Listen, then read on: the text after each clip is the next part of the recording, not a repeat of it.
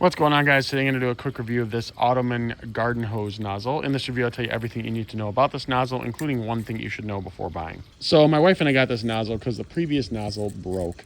And these things are just notorious for breaking in general. I don't think we've ever had one for more than like 3 months. But this one actually, surprisingly, for its affordable price, has done a great job for us so far. And I know that eventually we will have to replace this, but right now it's been about 6 months and this thing has been going strong. So pretty standard nozzle, really not, nothing crazy. This is, it feels cheap. This is plastic right here, but it hasn't broken. I mean, as long as you're not beating it up. Yeah, overall, I mean, it works just like any other one would. So you can see there's the jet spray. We have mist.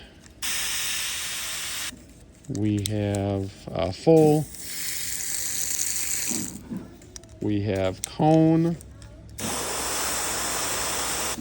So it works just as good. Center. Just as good as any of the others that we've had. Flat. And shower. So yeah, nothing bad to say about it. It's definitely, affordable, and it does a good job for what it needs to do.